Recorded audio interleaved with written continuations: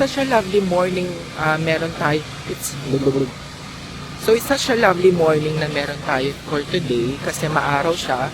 So, sabi sa forecast, usually magiging cloudy daw ang magiging maghapon natin dito sa Melbourne. But it seems like na for this morning, yung panahon natin na ganito, na maganda. Para naman mas lalo natin ma-enjoy dito yung trip natin sa Melbourne. So, 8 o'clock in the morning, guys. So, it seems like na parang wala pang masyadong tao sa daan. I don't know. Parang office hours na, di ba? Pero it seems na parang walang masyado pang naglalakad dito sa daan. So, guys, for now, we are here in the Cafe in Crab. They usually have some coffee, of course, and then meron silang mga breads, pastries, and other cakes. So while we are waiting, so guys, for our breakfast for today, we have this toasty, bread toasty, and then also bumili tayo ng coffee dito, mga latte nila from Milk.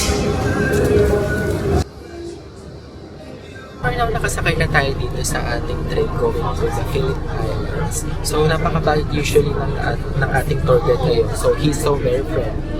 Ayun siya, his name is Michael, so he's a local here. So siya yung magdadala sa atin dun sa mga trip natin for today's video. So I hope you guys like it sa mga magiging trip natin for today. So, ayun, just enjoy and relax. Where the name of the river came from. Now, there was a very famous gentleman by the name of John Batman. Now, they are traditionally known as the Kulin Nation. These Kulin Nation people, and he wanted to find out what they called the name of the river. So, he ended up culture. But we also have this beautiful culture which celebrates multiculturalism and all sorts of that.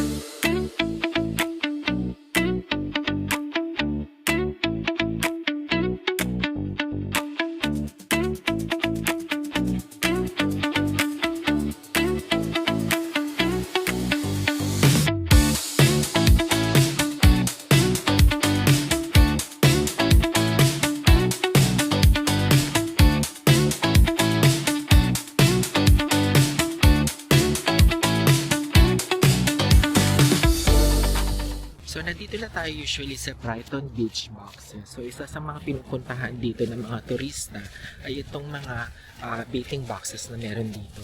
So, this is just like a baiting boxes na palitan or usually talagang dinadayo talaga ito ng mga turista natin dito. Actually, isa lang to sa mga baiting boxes na meron dito. So, merong baiting boxes from here and then going there pa sa dulo ng beach na to. So, it's usually our first day here in Melbourne. Second day na pala. So, it's usually our second day here in the baiting boxes.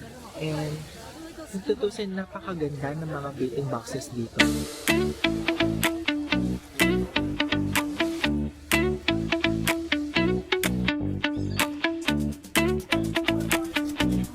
Meron tayong wombat here. So we are now here again, guys, for another sanctuary. So this is a Moonlit Sanctuary wherein makakakita na naman tayo usually ng mga native animals here in Australia. So nung nagpunta tayo sa Hobart, usually ang nakita natin is the Tasmanian Devil and wombat. And then ngayon, nakakita ulit tayo ng wombat na animal. And kanina, nakita lang natin. And then mamaya, baka magkaroon tayo ulit ng mga close encounter doon sa mga koalas and also sa mga kangaroos na meron dito sa Moonlit Sanctuary.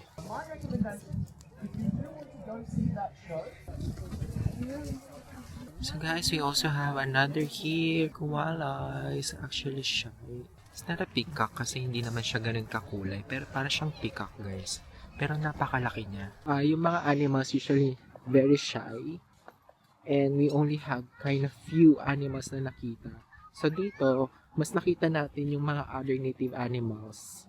Which is, ang saya lang.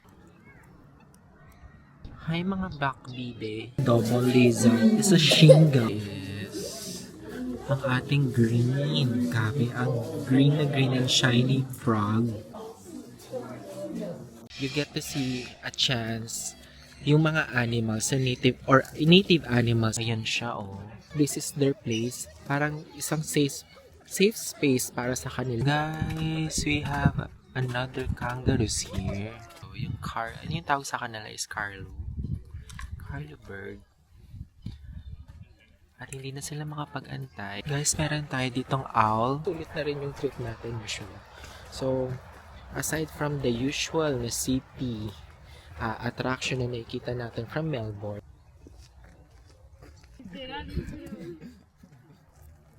Ve, ya se le super antojó. Y yo, pinche gordo. oh, the Tasmanian devil.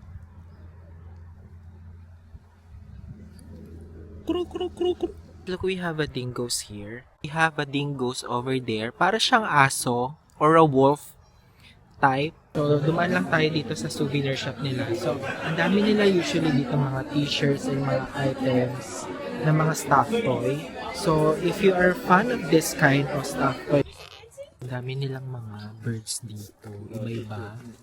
So, oh, look! There's a pink parrot or cockatoo here. Oh, so nice. Guys, look oh, kumakain siya. Ayan, koala. Koala, you like a dog, like a rat. Consists of a membrane of skin that runs from his front legs to his back legs. So keep an eye out as he glides. He looks a little bit like a flying fuzzy pilot. But he's also going to use that long, fluffy tail of his as a rudder, which will help him to steer to make sure he can land his glides safe and sound wherever he needs to go. Now, while Bailey is still a young one, now the reason why these guys are struggling out in the wild is because they're losing those big, beautiful trees that they call home. Just how much our wild friends need these trees as well. Most important behaviour for us is our animals going home again. Use the tree branches for his safety and protection. What can we do, Lisa? And we actually have to wait quite that long just to move us from one new house. But with your help in using things like recycle paper products to save those older trees, A little bit of bus stop over here dito sa isang San Remo, as they say. So, malapit na tayo sa Phillip Island. So, it's another 2 hours drive. So, sa ngayon, ang dami ditong mga nagliliparang mga pigeons. Namukha siya mga pigeons. Just to show you guys. Over on the left-hand side, for those on the left, we have some day-old chicks. So these guys have just hatched. They're very, very little. They're very, very small as well. On the left-hand side, there they are, just waddling into penguin burrows. And during this time of the day, they'll be hiding. So, we are now in the second to the last stop ng ating tour for today. And then, naglalakad tayo dito.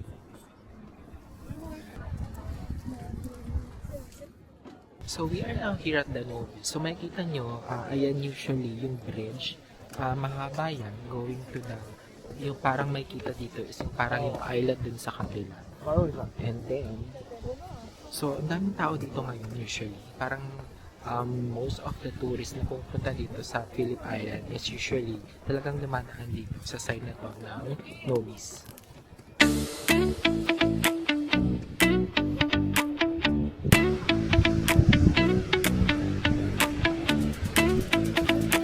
Ang ganda lang ng paligid natin dito. So, parang nakikita mo na parang tayo nasa Batanes.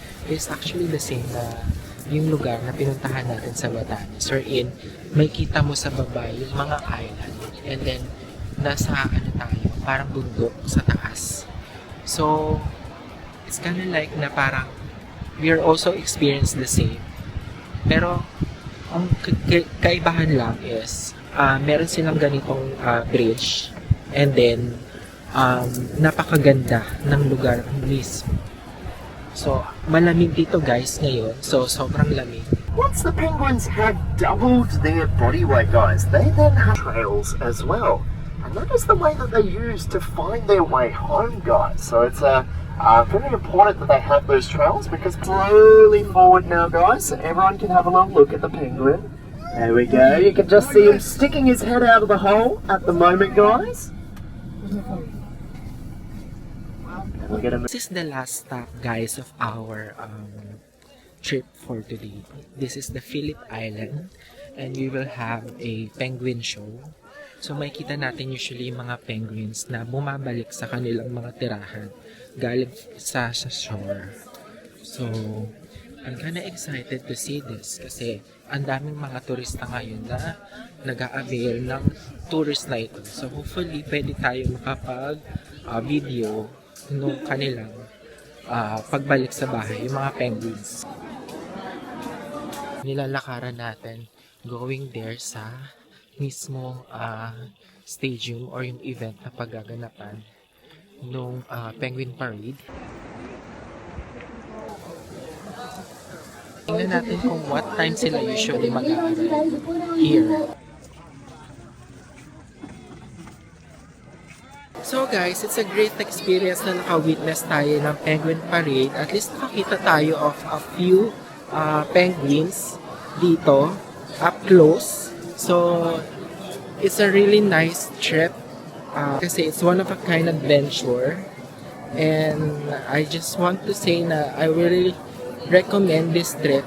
So for you guys na kung gusto pumunta din dito sa Melbourne, you also try to have this trip, yung Phillip Islands. Pero normally, after the show or the parade ng mga penguins, punta kayo dun usually sa left side, dun sa bridge kung saan mas brighter yung ilaw. Kasi usually, doon nagmamalagi yung mga other penguins na galing sa shore.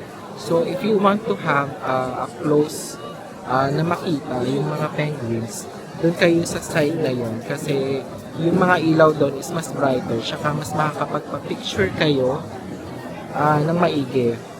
Doon hindi lang sila masyado pumapayag normally sa mga may mga flash dahil sensitive sila regarding about dun sa mga may mga flash na camera.